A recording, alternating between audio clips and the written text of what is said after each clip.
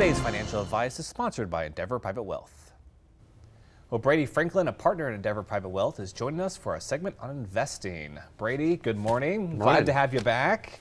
So, Brady, a recent article in the Wall Street Journal caught my attention and made me think of you and your colleague, Chris McGee. It was titled, "Now That We're Retired, Is It Time to Move to Kansas?" A question my parents have also asked. And the article shares the thoughts and feelings of the authors, a recently retired couple who live in San Francisco, but have deep family roots in Kansas and are contemplating the pros and cons of moving and retiring here. When you have clients that are considering their options on where to live during retirement, what are some of the factors that go into their decision-making process? The decision on where to live, what type of housing you'd like to live in, and whether or when to change your housing needs should be considered is a very personal and nuanced subject. According to a study conducted by AARP, 77% of adults 50 and older want to remain in their homes for the long term.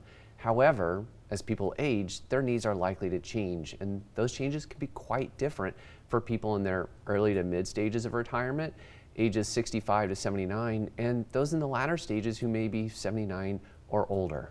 So decisions about housing will undoubtedly be a major determinant of the quality of life retirees experience. So how do you guide them in this process? First, it's important to understand the preferences and motivations retirees may have and to reconcile those with their financial wherewithal. Affordability, of course, plays a major factor in any decision.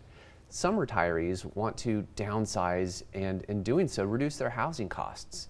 Those who want to stay in their homes may need to renovate them to make them more accessible and functional as they age. Some people actually want to upsize, treating themselves to that type of housing they have longed and dreamed and sacrificed for. The cost of living in the community where the retiree currently resides and where they are thinking of relocating is another issue. It's safe to say San Francisco is a bit more expensive of a place to live than Topeka, Kansas. But that's just one of many factors to consider. And so what are some of the other factors that we should be considering? Social connectivity, for one. Remaining in a single family home in a low density area, in some cases, could result in increased isolation, loneliness as people age.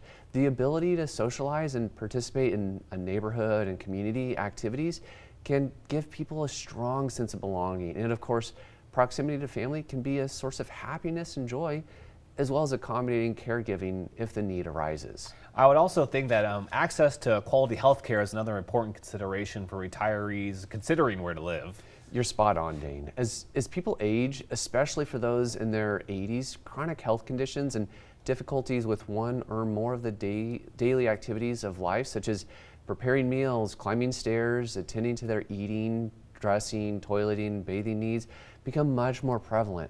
That calls for planning and preparation well before those considerations set in, if possible. That means considering the availability and cost of in-home caregiving services delivered through professional caregivers, family members, or a combination of both. Assisted living communities are another possibility, as are nursing homes, although the latter for most people is a least favorite choice. And Brady, we're running short of time. Any additional thoughts you'd like to leave our viewers with on the subject? San Francisco is nice, but we're biased towards Kansas. However, what's most important is for people to begin thinking about where they want to live and the lifestyle they want to enjoy during their retirement well in advance. We would also encourage them to include family members, their healthcare professionals, occupational therapists, and a trusted financial professional in the discussions on this multifaceted subject to ensure that their housing choices optimize their prospects for a long and prosperous retirement. All right. Well, Brady, thank you so much for your insights. We always appreciate your time.